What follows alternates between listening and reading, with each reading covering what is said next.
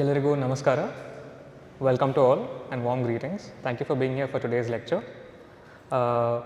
ಈ ಉಪನ್ಯಾಸ ಶುರು ಮಾಡುವ ಮುಂಚೆ ನಾವು ಸೈನ್ಸ್ ಗ್ಯಾಲರಿ ಮತ್ತು ಕಾರ್ಬನ್ ಇಂಗಾಲ ಪ್ರದರ್ಶನದ ಸ್ವಲ್ಪ ಇಂಟ್ರಡಕ್ಷನ್ ಕೊಡ್ತೀವಿ. ಸೈನ್ಸ್ ಗ್ಯಾಲರಿ ಬೆಂಗಳೂರು ಮಾನವ ಪರಿಸರ ಮತ್ತು ಸಮಾಜ ವಿಜ್ಞಾನ, ಇಂಜಿನಿಯರಿಂಗ್, ಕಲೆ ಮತ್ತು ವಿನ್ಯಾಸದ ಕೂಡವೆಡೆಯಲ್ಲಿ ತೊಡಗಿರುವ ಒಂದು ಸಂಶೋಧನೆ ಆಧಾರಿತ ಸಾರ್ವಜನಿಕ ಸಂಸ್ಥೆ. Science Gallery Bengaluru is a dynamic public institution whose mandate is to bridge the divide between the research and the public. We seek to explore the natural sciences, the social sciences, humanities, arts, design and engineering. We have been established with the founding support of the Government of Karnataka and our academic partners at the National Center for Biological Sciences, Indian Institute of Science and Srishti Institute of Art, Design and Technology. Please join me in welcoming Dr. Shailaja.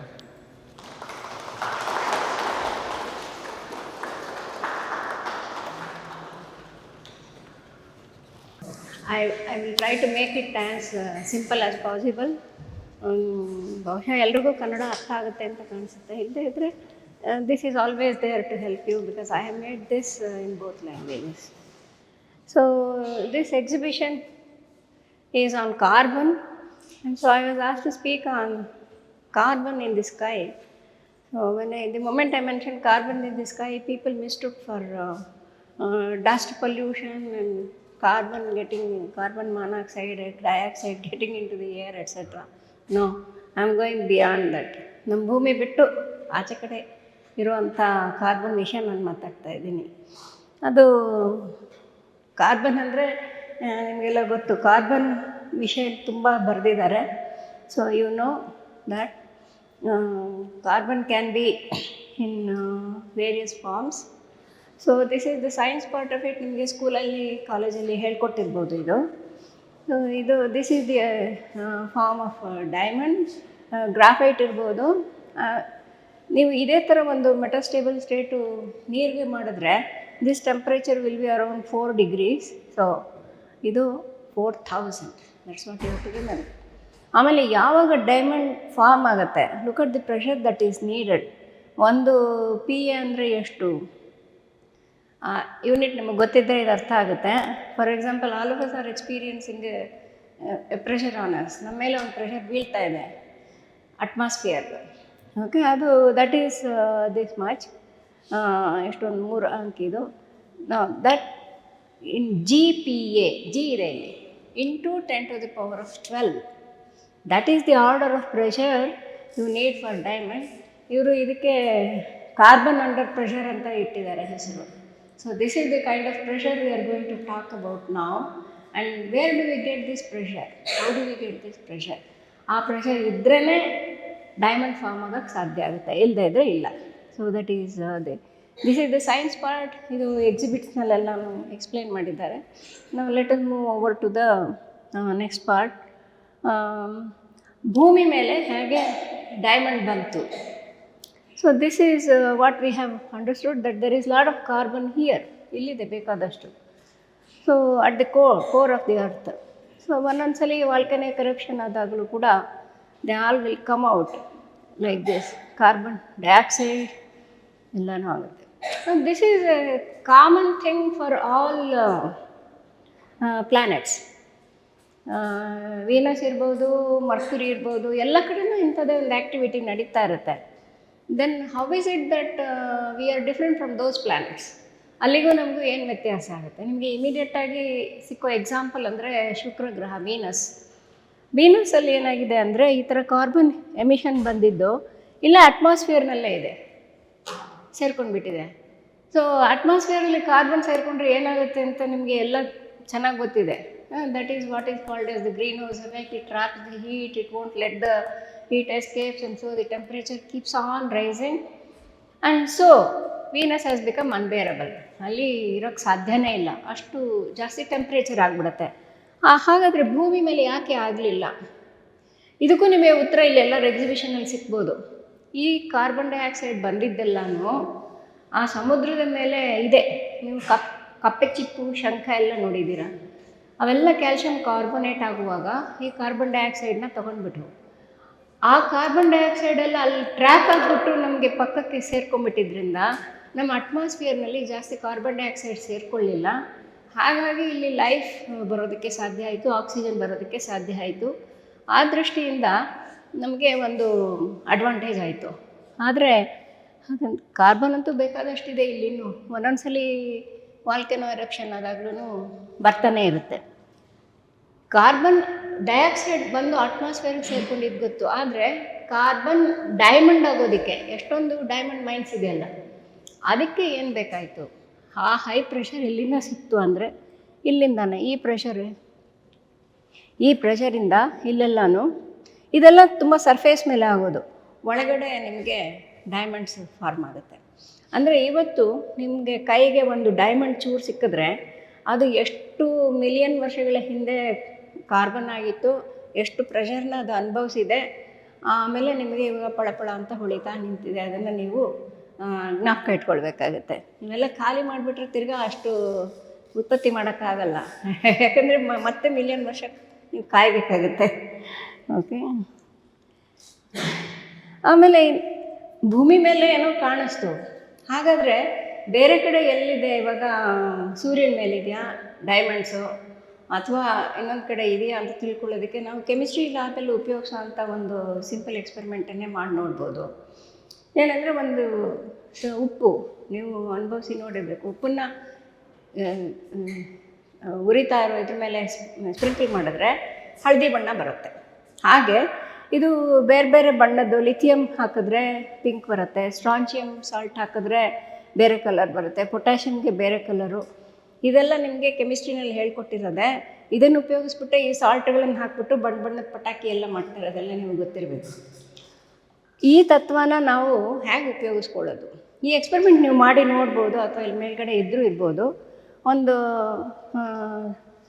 Solution ಮಾಡಿಕೊಂಡು ಒಂದು glass ರಾಡ್ನಲ್ಲಿ drip ಮಾಡಿಬಿಟ್ಟು ಅದನ್ನ ಹೀಗೆ ಬೆಂಕಿಗೆ ಹಿಡಿದ್ರೆ ಬಣ್ಣ ಬಣ್ಣ ಬರುತ್ತೆ. ಇದು ನೀವು ಮಾಡಿ ನೋಡ್ಬೋದು. ಇದು ಫ್ಲೇಮ್ ಟೆಸ್ಟ್ ಅಂತ ಕೆಮಿಸ್ಟ್ರಿ ಲ್ಯಾಬಲ್ಲಿ ಮಾಡಿಸ್ತಾಯಿದ್ರು. ಇವಾಗ ಕೆಮಿಸ್ಟ್ರಿ ಅನ್ನೋದೇ ಪಕ್ಕಕ್ಕೆ ಹೋಗ್ಬಿಟ್ಟಿರೋದ್ರಿಂದ ಇದನ್ನ ಮಾಡಿಸ್ತಾ ಇದ್ದಾರೋ ಅಲ್ವ ನನಗೆ ಗೊತ್ತಿಲ್ಲ. ಆದರೆ ಇದೇ ತತ್ವ, ಅಂದರೆ ಯಾವ ಎಲಿಮೆಂಟ್ ಇದೆ ಅಂತ ತಿಳ್ಕೊಳ್ಬೇಕಾದ್ರೆ ಆ ಎಲಿಮೆಂಟನ್ನು ನಾವು ನೋಡಬೇಕು, ಅದ್ರ ಬಣ್ಣ ನೋಡಬೇಕು. ಇದು ಲ್ಯಾಬಲ್ಲಿ ಸಾಧ್ಯ. ನಾವು ಸೂರ್ಯನ ಒಂದು ಪೀಸ್ ತಗೊಂಡು ಬಂದ್ಬಿಟ್ಟು ಈ ಥರ ಮಾಡಿ ನೋಡೋಕ್ಕಾಗೋದಿಲ್ಲ. ಅದಕ್ಕೆ ನಾವು ಬೇರೆ ಉಪಾಯ ಮಾಡಬೇಕಾಗುತ್ತೆ. ಅದಕ್ಕೆ ಸ್ಪೆಕ್ಟ್ರೋಮೀಟರ್ ಅಂತ ಕರೀತಾರೆ. ಇದು ಮೊದಲನೇ ಸ್ಪೆಕ್ಟ್ರೋಮೀಟರು. ನಿಮ್ಗೆ ಗೊತ್ತಿದೆ ಪ್ರಿಸಮ್ ಇಟ್ಟರೆ ಅದು 7 ಬಣ್ಣ ಆಗುತ್ತೆ ಅಂತ. ಆ 7 ಬಣ್ಣ ಬೇಗನೆ ಆಗೋದಲ್ಲದೆ ಮಧ್ಯೆ ಮಧ್ಯೆ ಗೆರೆಗಳು ಕಾಣಿಸುತ್ತೆ. ಆ ಗೆರೆಗಳಿಂದ ನಮಗೆ ಸೂರ್ಯನ ಮೇಲೆ ಏನೇನು ಎಲಿಮೆಂಟ್ಸ್ ಇದೆ ಅಂತ ಗೊತ್ತಾಗುತ್ತೆ. ಈಗ ಸೂರ್ಯಂದು ಇವಾಗ ಇದರಲ್ಲಿ ಇವರು ಏನು ಮಾಡ್ತಾಯಿದ್ದಾರೆ, ಇಲ್ಲೊಂದು ಫ್ಲೇಮ್ ಇಟ್ಬಿಟ್ಟು ಇದು ಪ್ರಿಸಮ್ ಮೇಲೆ ಹಾಕ್ಬಿಟ್ಟು ಇಲ್ಲಿ ನೋಡ್ತಾ ಇದ್ದಾರೆ. ಇದ್ರ ಬದಲು ಇಲ್ಲಿ ಸೂರ್ಯನ ಬೆಳಕು ಬಿಟ್ಟರೆ, ಇದೇ ನ್ಯೂಟನ್ ಮಾಡಿದ್ದು, ಐಸಾಕ್ ನ್ಯೂಟನ್ ಮಾಡಿದ್ದು. ಅದು ನೀವು ಹೀಗೆ ನೋಡಿದ್ರೆ ನಿಮಗೆ ಈ ಥರ ಬಣ್ಣದ ಗೆರೆಗಳು ಕಾಣಿಸ್ಬೇಕು, ಕಾಣಿಸಲ್ಲ, ಬಟ್ ಬಣ್ಣ ಅಂತೂ ಕಾಣಿಸುತ್ತೆ. ಬಣ್ಣದ ಬದಲು ಕಪ್ಪು ಗೆರೆಗಳು ಕಾಣಿಸುತ್ತೆ. ಅದೇ ಒಂದು ಕ್ಲೂ, ಯಾಕೆ ಕಪ್ಪು ಗೆರೆಗಳು ಕಾಣಿಸುತ್ತೆ, ಬಣ್ಣ ಇರಬೇಕಾದ ಜಾಗದಲ್ಲಿ ಕಪ್ಪು ಗೆರೆಗಳು ಯಾಕೆ ಕಾಣಿಸುತ್ತೆ ಅಂತ. ಅದಕ್ಕೆ ಮೊದಲು ನಾವು ಕಾರ್ಬನ್ ಹೇಗೆ ಕಾಣಿಸುತ್ತೆ ಅಂತ ತಿಳ್ಕೊಳ್ಬೇಕಾದ್ರೆ, ಕಾರ್ಬನ್ನ ಹಳೆ ಕಾಲದಲ್ಲಿ ಏನು ಮಾಡ್ತಿದ್ರು, ಆರ್ಕ್, ಇದು ಒಂದು ಬ್ಯಾಟ್ರಿ ಕನೆಕ್ಟ್ ಮಾಡಿಬಿಟ್ಟು ಈ ಥರ ಇಲ್ಲಿ ಆರ್ಕ್ ಬರೆಸ್ತಾಯಿದ್ರು. ಇವೆರಡು ಕಾರ್ಬನ್ ಎಲೆಕ್ಟ್ರೋಡ್ಸ್ ಇಟ್ಬಿಟ್ಟು ಅದು ಸ್ಪೆಕ್ಟ್ರಮ್ ನೋಡಿದ್ರೆ ನಿಮಗೆ ಈ ಥರ ಬಣ್ಣ ಬಣ್ಣದ ಗೆರೆಗಳು ಬರುತ್ತೆ. ಇದೇ ಗೆರೆಗಳು ಸೂರ್ಯನ ಮೇಲೂ ಕಾಣಿಸಿದ್ರೆ, ನಕ್ಷತ್ರದ ಮೇಲೂ ಕಾಣಿಸಿದ್ರೆ ಅಲ್ಲಿ ಕಾರ್ಬನ್ ಇದೆ ಅಂತ ನಾವು ತಿಳ್ಕೊಳ್ಬೋದು. ಹಾಗೆ ನಮಗೆ ಒಂದು ಎಕ್ಸ್ಪೆರಿಮೆಂಟ್ ಮಾಡೋದಕ್ಕೆ ಅನುಕೂಲ ಆಗುತ್ತೆ. ಇದು ಹಳೆಯ ಚಿತ್ರ. ಇದು ಇವಾಗ ಇದರದ್ದು ಮಾಡರ್ನ್ ವರ್ಷನ್ಸ್ ಈ ಥರ ಇರುತ್ತೆ, ಇಷ್ಟಿರುತ್ತೆ ಚಿಕ್ಕದಾಗಿ. ಇದನ್ನು ಟೆಲಿಸ್ಕೋಪ್ಗೆ ಅಂಟಿಸ್ಬಿಟ್ಟು ಯಾವ ನಕ್ಷತ್ರದ ಸ್ಪೆಕ್ಟ್ರಮ್ ಬೇಕಾದರೂ ನಾನು ನೋಡ್ಬೋದು. ಆ ನಕ್ಷತ್ರದಲ್ಲಿ ಕಾರ್ಬನ್ ಇದೆಯಾ ಇಲ್ವಾ ಅಂತ ತಿಳ್ಕೊಳ್ಬೋದು ನಾವು. ಸೊ ಈ ಕಾರ್ಬನ್ನ ಹೀಗೆ ಕಂಡುಹಿಡಿಬೋದು, ನಕ್ಷತ್ರದಲ್ಲಿ ಕಾರ್ಬನ್ ಇದೆಯಾ ಇಲ್ವಾ ಅನ್ನೋ ತಿಳ್ಕೊಬೋದು ಅಂತ. ಆದರೆ ನಮ್ಮ ಸೂರ್ಯನಲ್ಲಿ ಇದೆಯಾ ಫಸ್ಟು ಅದನ್ನು ತಿಳ್ಕೊಬೇಕು. ಅದಕ್ಕೆ ಇದು ಸ್ಪೆಕ್ಟ್ರಮ್ ಸೂರ್ಯಂದು, ಇಲ್ಲೆಲ್ಲೂ ಕಾರ್ಬನ್ ನಿಮಗೆ ಕಾಣ್ತಾ ಇಲ್ಲ. ಯಾಕೆಂದರೆ ಇದು ತುಂಬ ಪ್ರಾಮಿನೆಂಟ್ ಆಗಿರುವಂಥ ಧಾತುಗಳನ್ನು ಮಾತ್ರ ತೋರಿಸ್ತಾ ಇದೆ. ಉದಾಹರಣೆಗೆ ಐರನ್ ತುಂಬ ಇದೆ, ಆದ್ದರಿಂದ ನಿಮ್ಗೆ ಇಲ್ಲಿ ಐರನ್ ಲೈನ್ಸ್ ಜಾಸ್ತಿ ಕಾಣಿಸುತ್ತೆ. ಮೆಗ್ನೀಷಿಯಮ್ ಇದೆ, ಕ್ಯಾಲ್ಶಿಯಂ ತುಂಬ ಸ್ಟ್ರಾಂಗ್ ಆಗಿದೆ, ಹೈಡ್ರೋಜನ್ ಇದೆ ನೋಡಿ, ಹೈಡ್ರೋಜನ್ 1 2 3 ಇಲ್ಲೂ ಒಂದಿದೆ, ಆಕ್ಸಿಜನ್ ಇದೆ, ಸೋಡಿಯಂ ಲೈನ್ ಇದೆ.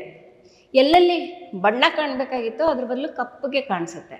ಇದರಿಂದ ನಕ್ಷತ್ರದ ಫಿಸಿಕ್ಸ್ ಏನು, ನಕ್ಷತ್ರದ ಸರ್ಫೇಸ್ ಮೇಲೆ ಏನು ನಡೀತಾ ಇದೆ ಅಂತ ತಿಳ್ಕೊಳ್ಳೋದಕ್ಕೆ ನಮಗೆ ಆಯಿತು.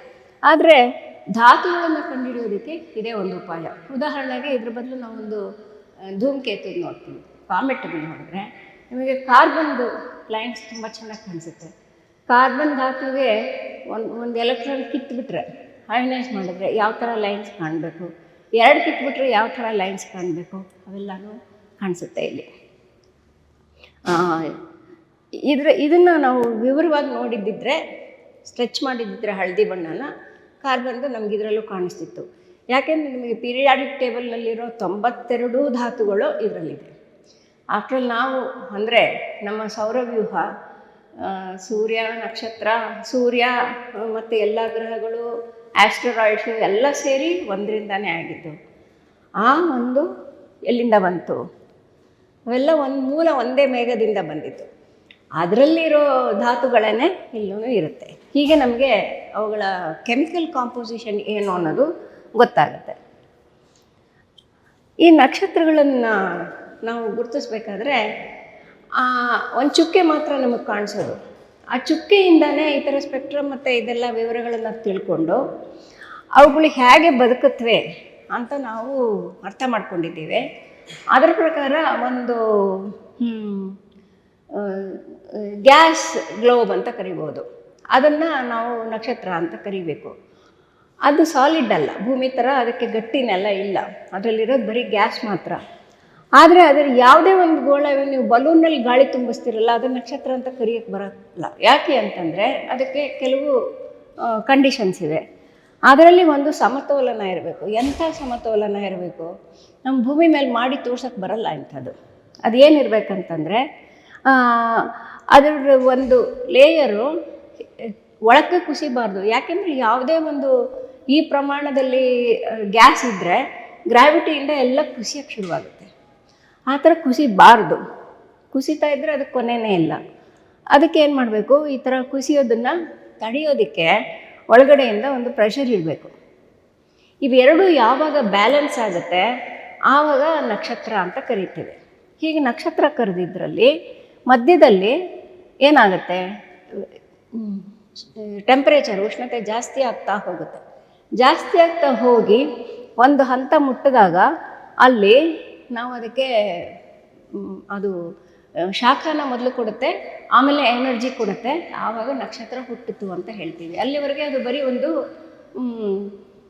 ಒಂದು ಅನಿಲದ ಗೋಳ ಅಂತ ಕರಿತೀವಿ. ಇವಾಗ if gravity wins the shell contracts, ಕುಸಿತಾನೇ ಹೋಗುತ್ತೆ. ಆದರೆ ಪ್ರೆಷರ್ ಆದರೆ ಅದು ನಕ್ಷತ್ರ ಆಗೋದೇ ಇಲ್ಲ, ಹರಡ್ಕೊಂಡು ಹೋಗ್ತಾನೇ ಇರುತ್ತೆ. ಈ ಥರ ಆಗುತ್ತೆ. ಆಮೇಲೆ ಅದರಲ್ಲಿ ಮುಖ್ಯವಾಗಿ ಅದರ ಜೀವನ 3 ಘಟ್ಟಗಳಿದೆ. ಯಾವುದಕ್ಕೇ ಒಂದು ಹುಟ್ಟು ಮತ್ತು ಒಂದು ಅಡಲ್ಟ್ಹುಡ್ ಮತ್ತು ಒಂದು ಸಾವು ಅಂತ ಇರುತ್ತಲ್ಲ, ಅದೇ ಥರ ಇದಕ್ಕೂ ಇರುತ್ತೆ. ಇದ್ರ ವ್ಯತ್ಯಾಸ ಏನಪ್ಪ ಅಂತಂದರೆ ಅವೆಲ್ಲ ಮಿಲಿಯನ್ ಗಟ್ಟಲೆ ವರ್ಷಗಳು, ನಾವು ಊಹೆ ಮಾಡ್ಕೊಳ್ಳೋಕ್ಕೂ ಆಗೋದಿಲ್ಲ, ಅಷ್ಟು ಜಾಸ್ತಿ ಇರುತ್ತೆ. ಮೊದಲನೇದು ಗೋಳ ರಚನೆ ಆಗಬೇಕು. ನಾನು ಹೇಳಿದಾಗೆ ಒಂದು ಇಕ್ವಿಲಿಬ್ರಿಯಂ, ಸಮತೋಲನ ಬರಬೇಕು. ಅದು ಬಂದಮೇಲೆ ಕೇಂದ್ರದಲ್ಲಿ ಶಕ್ತಿ ಉತ್ಪಾದನೆ ಆಗಬೇಕು. ಆ ಶಕ್ತಿ ಉತ್ಪಾದನೆ ಎಲ್ಲಿವರೆಗೂ ನಡೆಯುತ್ತೆ ಅದು ಅದರ ಅಡಲ್ಟ್ಹುಡ್ ಅಂತ ಕರಿತೀವಿ. ಸೂರ್ಯನಿಗೆ ನಾವು 10 ಬಿಲಿಯನ್ ವರ್ಷ ಅಂತ ಹೇಳ್ತೀವಿ. ಇನ್ನು ದೊಡ್ಡ ನಕ್ಷತ್ರಕ್ಕೆ 1 ಬಿಲಿಯನ್ ವರ್ಷ ಅಂತ ಹೇಳ್ತೀವಿ. ಇನ್ನು ಚಿಕ್ಕ ನಕ್ಷತ್ರಕ್ಕೆ 20 ಬಿಲಿಯನ್ ವರ್ಷ ಅಂತ ಹೇಳ್ತೀವಿ. ಇದು ಅದರ ವಯಸ್ಸನ್ನು ನಿರ್ಧರಿಸುತ್ತೆ. ಫೈನಲ್ ಸ್ಟೇಜ್ ಅಂತಂದರೆ ಏನಾಗುತ್ತೆ? ಫೈನಲ್ ಸ್ಟೇಜ್ನಲ್ಲಿ ಸತ್ತೋಗುತ್ತೆ. ಹೇಗೆ ಸಾಯುತ್ತೆ ಅದನ್ನು ನಾವು ತಿಳ್ಕೊಳ್ಬೇಕಾಗತ್ತೆ. ಇದು ನಮಗೆ ತಿಳಿಸ್ಕೊಡೋದಕ್ಕೆ ನಾವು ಅದನ್ನೆಲ್ಲ ತಂದು ಲ್ಯಾಬೊರೇಟ್ರಿನಲ್ಲಿ ಚೆಕ್ ಮಾಡೋಕ್ಕಾಗಲ್ಲ. ಆಮೇಲೆ ಮಿಲಿಯನ್ ವರ್ಷದ ತನಕ ನಾವು ಕಾಯ್ತಾ ಕೂತ್ಕೊಂಡಿರೋದಕ್ಕೂ ಆಗೋದಿಲ್ಲ. ಅದಕ್ಕೆ ನಾವೇನು ಮಾಡ್ತೀವಿ, ಇವಾಗ ಯಾವುದೋ ಕಾಡಿನಲ್ಲಿ ಆನೆಗಳ ಜೀವನ ಚಕ್ರ ಹೇಗಿದೆ ಅಂತ ತಿಳ್ಕೊಳ್ಬೇಕಾದ್ರೆ ಕಾಡಿಗೆ ಹೋಗ್ಬಿಟ್ಟು ಕಾಯ್ತಾ ಕೂತ್ಕೊಳ್ಳೋಲ್ಲ. ಒಂದು ಆನೆ ಹುಟ್ಟಲಿ, ಅದು ಹೇಗೆ ಬೆಳೆಯುತ್ತೆ, ಅದು ಹೇಗೆ ಸಾಯುತ್ತೆ ಅಂತ ಕಾಯ್ತಾ ಕೂತ್ಕೊಳ್ಳೋಕ್ಕಾಗಲ್ಲ. ಅಲ್ಲಿರೋ ಸ್ಯಾಂಪಲ್ನಲ್ಲಿ ಚಿಕ್ಕದೆಷ್ಟಿದೆ, ದೊಡ್ಡದೆಷ್ಟಿದೆ, ಓಡಾಡೋಕ್ಕೆ ಸಾಧ್ಯ ಆಗದೆ ಬಿದ್ದುಕೊಂಡಿರೋದೆಷ್ಟಿದೆ, ಅವುಗಳ ಚಹರೆ ಏನಿದೆ, ಗುರ್ತಿಂದ ನಾವು ಕಂಡುಹಿಡಿಬೋದು. ಈ ಥರ ಗುರ್ತಿದ್ರೆ ಇದು ವಯಸ್ಸಾಗಿದೆ, ಇದಿಷ್ಟೇ ಎತ್ತರ ಇದ್ದರೆ ಇದು ಮರಿ ತಾನೇ ಹುಟ್ಟಿದೆ, ಈ ಥರ ನಾವು ಹೇಗೆ ತಿಳ್ಕೊಳ್ತೀವಿ. ಆ ಥರ ಒಂದು ಪ್ರಯೋಗಶಾಲೆ ನಮಗೆ ಇದಕ್ಕೆ ಕ್ಲಸ್ಟರ್ಸ್ ಅಂತ ಕರೀತಾರೆ. ಕ್ಲಸ್ಟರ್ಸ್ನಲ್ಲಿ ಸಿಕ್ಕುತ್ತೆ. ಇದು ಎಲ್ಲವೂ ಒಟ್ಟಿಗೆ ರಚನೆ ಆಗಿದ್ದರು. ಕೆಲವು ಆಗಲೇ ವಿಕಾಸ ಆಗಿಬಿಟ್ಟಿವೆ, ಕೆಲವು ಎಲ್ಲ ಕಳ್ಕೊಂಡ್ಬಿಟ್ಟು ಸತ್ತು ಹೋಗಿಬಿಟ್ಟಿವೆ, ಕೆಲವು ಇನ್ನೂ ಇವಾಗ ತಾನೇ ಶುರು ಮಾಡಿಕೊಂಡಿವೆ. ಈ ಥರ ಉದಾಹರಣೆಗಳು ಸಿಕ್ಕುತ್ತೆ. ಇಂಥ ಉದಾಹರಣೆಗಳಿಂದ ನಾವು ನಕ್ಷತ್ರಗಳ ಜೀವನ ಚಕ್ರ ತಿಳ್ಕೊಳ್ತೀವಿ. ಹಾಗಾದರೆ ನಾವು ಹುಡುಕಕ್ಕೆ ಹೊರಟಿರೋದು ಕಾರ್ಬನ್ ಎಲ್ಲಿಂದ ಬಂತು? ನಮಗೆ ಬೇಕಾಗಿದ್ದು ಗೋಳ ರಚನೆ ಆಗೋದಕ್ಕೆ ಮೂಲ ಹೈಡ್ರೋಜನ್ ಮತ್ತು ಹೀಲಿಯಂ, ಅವೆರಡಿದ್ರೆ ಸಾಕು. ಮತ್ತು ಈ ಕಾರ್ಬನ್ ಎಲ್ಲಿಂದ ಬಂತು? ಇದನ್ನು ತಿಳ್ಕೊಳ್ಳೋದು ಇವಾಗ ಉದ್ದೇಶ ಆಗಿರೋದು. ಓಕೆ, ಇದಕ್ಕೆ ಬೇಕಾದಷ್ಟು ಉದಾಹರಣೆಗಳಿವೆ. ಓಪನ್ ಕ್ಲಸ್ಟರ್, ಗ್ಲಾಬ್ಯುಲರ್ ಕ್ಲಸ್ಟರ್ ಅಂತ ಕರೀತಾರೆ. ಇಲ್ಲಿ ತಿಳ್ಕೊಳ್ಬೇಕಾದ್ದೇನೆಂದರೆ, ನಕ್ಷತ್ರ ಚಿಕ್ಕದಾಗಿದ್ದರೆ ಅದು ಜಾಸ್ತಿ ದಿವಸ ಬದುಕತ್ತೆ. ಸೂರ್ಯ ಅಸಾಧಾರಣವಾದ ನಕ್ಷತ್ರ, it lives for 10 billion years. Serious ಅಂತ ಒಂದು ನಕ್ಷತ್ರ ಇದೆ, ಸಾಯಂಕಾಲ ನೀವು ನೋಡಿದ್ರೆ ತುಂಬ ಬ್ರೈಟಾಗಿ ಕಾಣಿಸುತ್ತೆ. Sirius is 2 times the mass of the sun, but it will live only for 1 billion year. ಇನ್ನು ಹಿಂದಿನ ಚಿತ್ರದಲ್ಲಿತ್ತಲ್ಲ, ಇನ್ನು ಡಾರ್ಕ್ ಬ್ಲೂ ಸ್ಟಾರ್ಸ್ ಇದೆಲ್ಲ, they are all much more massive, they will live for only 100 million years. ಆದರೆ ಯಾಕೆ ಚಿಕ್ಕದು ಕಡಿಮೆ ವರ್ಷಗಳು ಇರಬೇಕಾಗಿತ್ತಲ್ಲ? ನಮ್ಮ ಬಯಾಲಜಿನ ನಾವು ಎಕ್ಸ್ಟೆಂಡ್ ಮಾಡಿಕೊಂಡ್ರೆ, ಇಲಿನೂ ಆನೆನೂ ಕಂಪೇರ್ ಮಾಡಿದ್ರೆ ಇಲಿ ಎಷ್ಟು ವರ್ಷ ಬದುಕುತ್ತೆ, ಆನೆ ಎಷ್ಟು ವರ್ಷ ಬದುಕುತ್ತೆ ಅಂತ ಅದಿಲ್ಲ ಅನ್ವಯ ಮಾಡೋಕ್ಕಾಗೋದಿಲ್ಲ. ಸೊ ಈ ಕೋರ್ನಲ್ಲಿ a small new star, the fusion of hydrogen will then get lot more slowly. ಅದು ಸೀಕ್ರೆಟ್. ಅದೇನೆಂದರೆ ಮಿತವಾಗಿ ಖರ್ಚು ಮಾಡ್ತಾ ಹೋಗುತ್ತೆ. ಬಡವ ದುಡ್ಡನ್ನು ಮಿತವಾಗಿ ಖರ್ಚು ಮಾಡ್ತಾನಲ್ಲ, ಆ ಥರ ಮಿತವಾಗಿ ಖರ್ಚು ಮಾಡ್ತಾ ಹೋಗುತ್ತೆ. So it will for A longer time. ಇದು ಜಾಸ್ತಿ ಇದ್ದರೆ ಬೇಗ ಬೇಗ ಖರ್ಚು ಮಾಡಿಬಿಡುತ್ತೆ. ಅದು ಫ್ಯೂಯಲ್ನ ಬೇಗ ಖರ್ಚು ಮಾಡಿಬಿಟ್ಟು ಮಧ್ಯದಲ್ಲಿ ಟೆಂಪ್ರೇಚರು ಜಾಸ್ತಿ ಇರೋದ್ರಿಂದ it will exhaust the fuel fast. ಅಂದರೆ ಸೂರ್ಯನದು ಅಥವಾ ಇದ್ರದ್ದು ರಾಶಿ ಎಷ್ಟಿರುತ್ತೆ ಅಂತಂದರೆ 2 × 10⁻30 ಅಷ್ಟೊಂದು ರಾಶಿ ಇರೋದಕ್ಕೆ ಬೇಕಾದಷ್ಟು ಟೈಮ್ ಇದೆಯಲ್ಲ ಅಂದ್ಕೊಳ್ಬೋದು. ಆದರೆ ಅವಷ್ಟು ಖಾಲಿ ಆಗುವವರೆಗೂ ನಕ್ಷತ್ರ ಬದುಕಿರೋದಿಲ್ಲ. ಆ ಮಧ್ಯದ ಭಾಗದಲ್ಲಿ, ಈ ಭಾಗದಲ್ಲಿರೋ ಒಂದು 10% ಮಾತ್ರ ಬಳಸ್ಕೊಳ್ಳುತ್ತೆ. ಅಷ್ಟರೊಳಗೆ ಅದು ಅವಸಾನ ಹಂತಕ್ಕೆ ಬಂದ್ಬಿಡತ್ತೆ. ಇಲ್ಲೆಲ್ಲ ಟೆಂಪ್ರೇಚರ್ ಅಷ್ಟು ಜಾಸ್ತಿ ಇರಲ್ಲ. ಸೊ ಇಲ್ಲಿ ಫ್ಯೂಷನ್ ನಡೆಯೋದಿಲ್ಲ ಇಲ್ಲಿ. ಸೊ ಇಲ್ಲಿ ಪ್ರಿನ್ಸಿಪಲ್ ಏನಪ್ಪ ಅಂದರೆ, the star will run low on hydrogen lot more quickly. ಬೇಗ ಖಾಲಿ ಮಾಡ್ಕೊಂಡ್ಬಿಡತ್ತೆ ಅದು ಅಂತ. ಓಕೆ, ಇಲ್ಲಿ ನಡೆಯೋದು ಕ್ರಿಯೆ ಏನು ಅಂತ ನಿಮಗೆ ಫಿಸಿಕ್ಸ್ನಲ್ಲಿ, ಕೆಮಿಸ್ಟ್ರಿನಲ್ಲಿ ಹೇಳ್ಕೊಟ್ಟಿರ್ಬೋದು. ಏನು 4 ಪ್ರೋಟಾನ್ಸು ಸೇರಿಬಿಟ್ಟು ಒಂದು ಹೀಲಿಯಂ ಆಗುತ್ತೆ. ಆಮೇಲೆ ಇನ್ನೊಂದು ಪ್ರೋಟಾನ್ ಸೇರಿಕೊಂಡು ಹೀಲಿಯಂ 3 ಆಗುತ್ತೆ. ಈ 2 ಹೀಲಿಯಂ 3 ಸೇರಿಕೊಂಡು ಒಂದು ಹೀಲಿಯಂ 4 ಆಗುತ್ತೆ.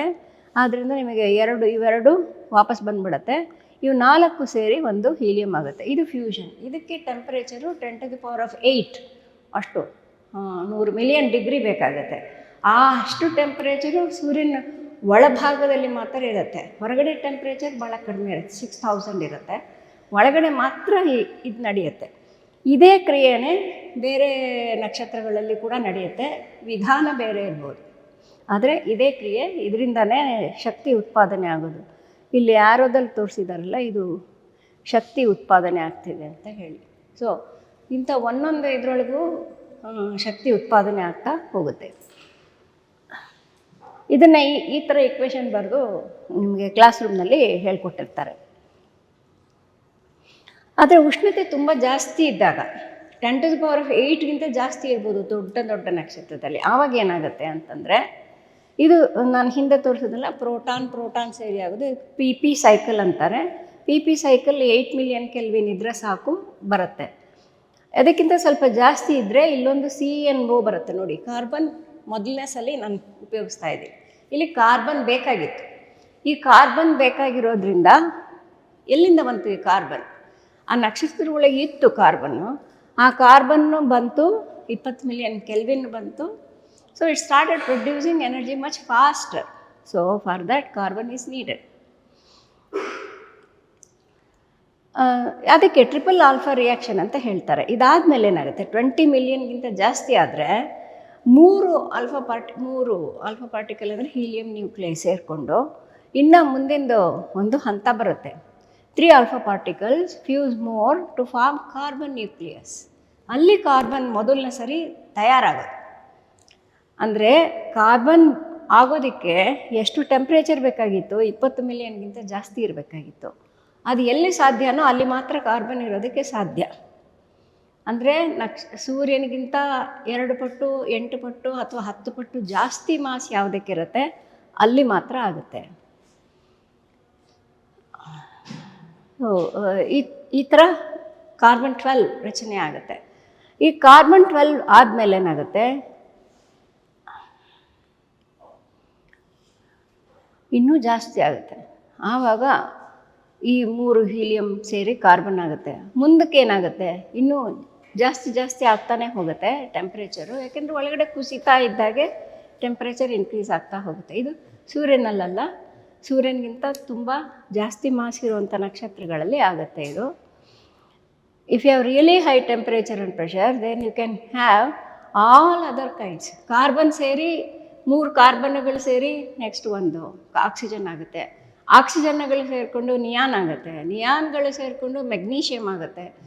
So all the different kinds of reaction start happening if the temperature is more than 100 million K. ಎಲ್ಲಿವರೆಗೆ? ಕಬ್ಬಿಣದವರೆಗೆ. ಕಬ್ಬಿಣ ಆದಮೇಲೆ ಯಾವುದೂ ಆಗೋದಿಲ್ಲ. So that is A limit. ಯಾಕೆ? ನಮ್ಮ ಭೂಮಿ ಮೇಲಿರೋ ಕಬ್ಬಿಣನೂ ಕೂಡ ಇದೇ ಥರನೇ ಆಗಿರೋದು.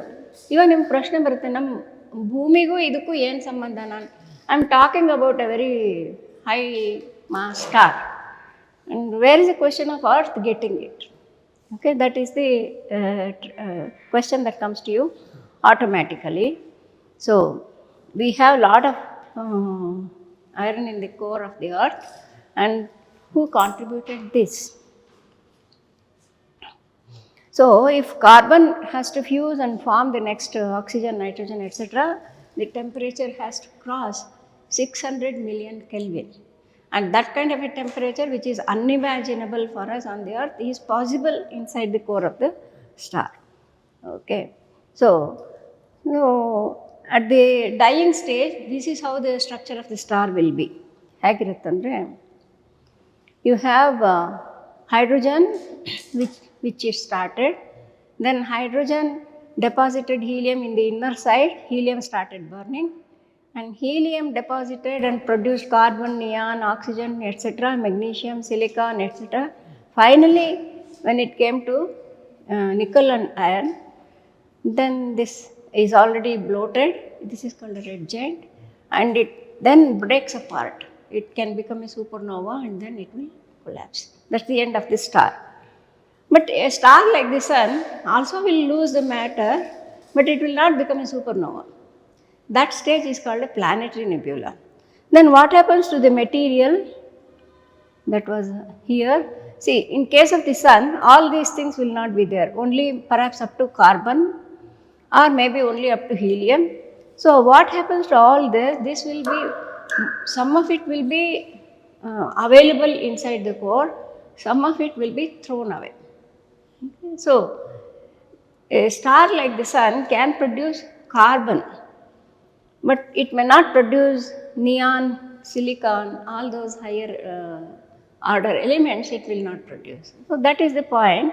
So you have here a sequence of equations like this, how different nitrogen, fluorine, oxygen, neon, all these things are produced. So this is called stellar nucleosynthesis. It's a very big subject, very vast subject. So they even can find out how gold is produced, how platinum is produced, and how much, what is the order, all these things have been produced.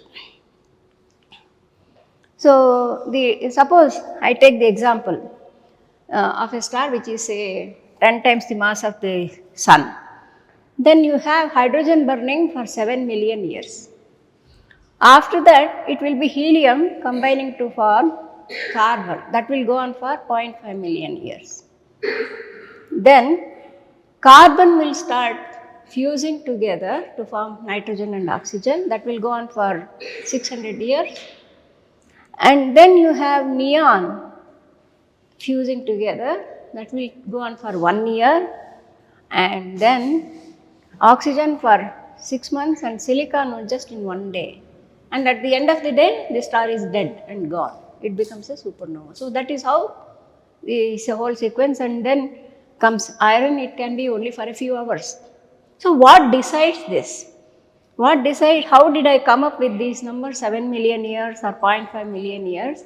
That is all decided by the mass. What was the original mass of the star? So if it is a sun-like star, the corresponding numbers will be only up to here. The numbers will be different. So it's a slow process.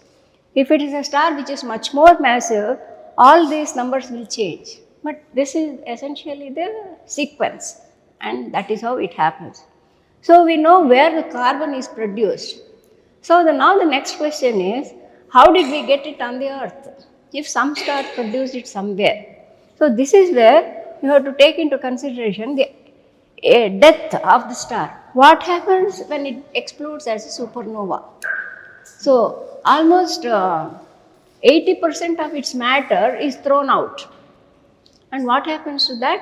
That is flowing out with enormous velocities like 8 to 10,000 kilometers per second. That is the order of velocity with which it is thrown out.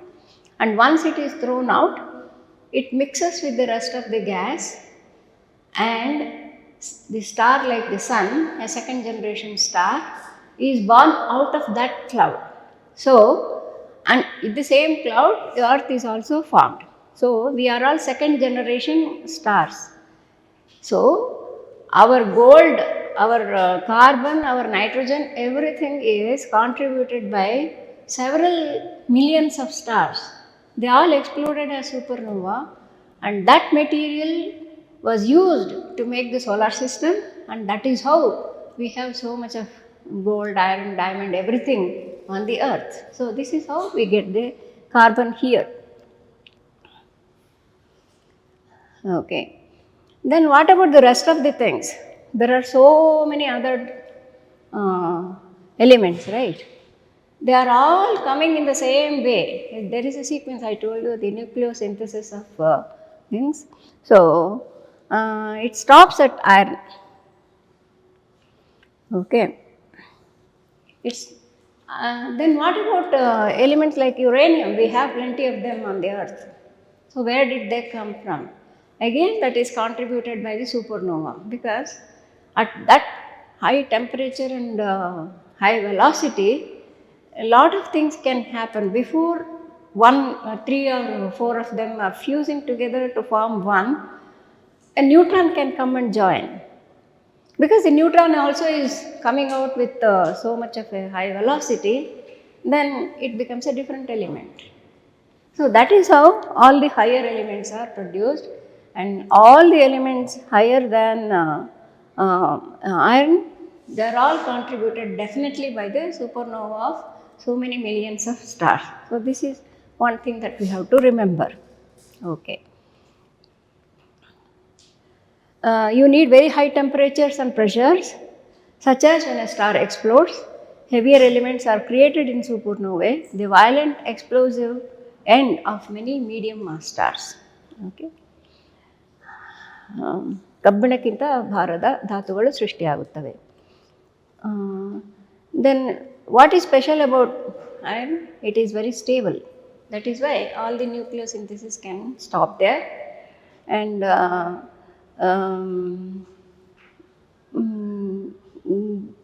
it is stable. When you look at the periodic table, you can make, I think it must be displayed somewhere here, a periodic table. You will notice that some elements are very stable. These are very stable. helium, neon, argon, and these are very stable. And then you have carbon, silicon, and titanium. They are also stable. And then you have nickel, iron, also stable, but the rest of the ones are not stable.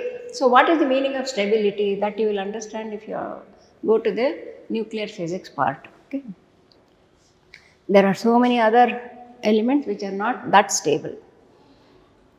This is only one part of the periodic table. Okay, there are several more elements which I have not mentioned here. So when you have carbon, it means it was in one of the stable states that it was formed. That's what it means. Okay. Then just to give you an idea, how long the stars live. So here is a table. So a star like the sun will live only for 10,000 million years, which is 1 billion year. A smaller star, which is about half of it, will live for 20 billion years. Whereas a star which is about 3.3 times more massive than the sun will live only for 500 million years and about 40 solar masses. We hear this number nowadays in the context of gravitational waves and things like that. There they talk about stars which are as massive as 40 solar masses. They live just for 1 million years. Their life is very short. So consider the beginning of the universe when all these kinds of stars were formed, and then you had these dying very fast and contributing to what we have in the G2 class today. Okay. So that is how we have so much of carbon in our this thing. Okay. And you know about this structure of carbon, graphite and diamond. So I mentioned about very high pressure, and I said only high pressure will produce diamond. Now what about graphite? Graphite also needs a very high pressure. So as you can see, it looks like a slice, a very thin slice. So where do you find graphite in the universe? Now I told about carbon, I told about diamonds which are formed. Interestingly, graphite is also very common in the space between the stars, which is called as interstellar medium. ಒಂದು ನಕ್ಷತ್ರಕ್ಕೂ ಇನ್ನೊಂದು ನಕ್ಷತ್ರಕ್ಕೂ ಮಧ್ಯೆ ಇರೋ ಖಾಲಿ ಜಾಗದಲ್ಲಿ ಬೇಕಾದಷ್ಟಿದೆ. ಅದಕ್ಕೆ Interstellar matter ಅಂತ ಕರೀತಾರೆ. There is again you will see them in if you use ultraviolet or radio wave, because they don't emit much light which is visible to us. And if you study that, you will notice that there are very interesting organic molecules there. So where did they all form? There is lot of dust, lot of silicates, ella ಇದೆ ಅಲ್ಲಿ. And chemistry students here may be aware of polycyclic aromatic hydrocarbons, which is used for fragrance and other things. That is also there. Okay. So how all those complicated molecules came into being? ಈ PaH ಅನ್ನೋದರಲ್ಲಿ ಒಂದು variety ಇದೆ, ಕಪ್ಪಗಿರುತ್ತೆ ಅದು. ಅದು ಎಲ್ಲಿ ಬರುತ್ತೆ ಅಂದರೆ, ನೀವು ಮನೆಯಲ್ಲಿ ದೋಸೆ ಮಾಡಿದ್ರೆ ಅಥವಾ ಬ್ರೆಡ್ ಮಾಡಿದ್ರೆ ಕಾವಲಿ ಮೇಲೆ ಕಪ್ಪಗೆ ಉಳ್ಕೊಳ್ಳುತ್ತಲ್ಲ, that is PaH. That is also there. So who was frying bread there, I don't know. ಯಾರೋ ಕುತ್ಕೊಂಡು ದೋಸೆ ಮಾಡಿರಬೇಕು ಅಲ್ಲಿ. You have plenty of PaH there in the sky. So they are all there, of course. Now it is for us to find out what produced them, how they all came into being there. Okay. Now this is the let us take the example of the sun itself. So this is how the solar system is today, and this is the habitable zone. We are here, so we are enjoying life here. Now this is after the current age is 4.6. After about 12 billion years, that is another 7 billion years from now, what happens? This becomes a red giant. So its size will almost reach the size of the Earth's orbit. Illivarge bandbittide. Then what happens to Earth? By then we would be gone, because we will all be charred out. Okay. But then something interesting can happen. What is that? Here there is a lot of carbon and other things. So eventually this whole material, and about 50% of this, will be thrown out like a planetary nebula. So it will take away the carbon. So our solar system also will contribute to the carbon and other contents of some other star which will be formed in the next stage. So that is how we will be enriching. So then later generations will be more and more, their opening balance is good. So they will have more of gold, they will have more of iron, they will have more of diamond. Okay. So the sun ultimately will become a white dwarf. So the core, sorry, this is how the planetary nebula looks. So you have here at the center a white dwarf, here there is a white dwarf. Why is it called a white dwarf? Dwarf is a small star and it looks white because of its very high temperature. So it is called a white dwarf. So I was telling here. Now, at what stage the star will throw out the planetary nebula? So it can do it at the stage when carbon has just formed, or it can do it when oxygen and magnesium have been formed, or it can even become earlier, only helium has been formed and it is already throwing out and it's dead. So there are three types of white dwarfs. One is helium white dwarf, the other is carbon oxygen white dwarf, and the other one is oxygen neon magnesium white dwarf. So this carbon oxygen white dwarf is the one which will have lot of carbon at a very high pressure. So they are the ones which will have lot of diamonds in them. So can you imagine what is the largest size of the diamond that we have seen so far? So this is the carbon oxygen white dwarf. These are the three types of white dwarfs. And this core of this will be full of diamonds. Okay. So this is the very big storehouse of diamonds. How much? 10 to the power of 30 kg of diamonds may be there. Okay. So try to go there and pick them up. Okay. Now, the largest one that has been found so far is called Lucy. It has been named after Lucy, after some famous song. So, the diameter, see it's the size comparison. This is the size of the sun, this is the moon, this is the earth. So, it is bigger than the moon. Its diameter is 4,000 kilometers, and so much of diamond is present in this. So, this is the largest diamond that people have ever found in the sky. After this was discovered, many slightly smaller ones also have been found. Okay, so here is a artist's conception of how it was formed. When the star threw out all its material as a white dwarf and became a planetary nebula, spontaneously these diamonds also were created, and so its disk where we have planets for the sun. In the same region, you will have a lot of diamonds floating around and going around the star. Other than that, this itself is a storehouse of the diamonds. So there are lots of diamonds in the sky. So what you have to do is, you have to just go and explore. So you become the astronauts of the next season and then go to one of the nearest white dwarfs and pick up as many diamonds as you can. Okay, so that's where I stop. So if you have any questions, I can answer.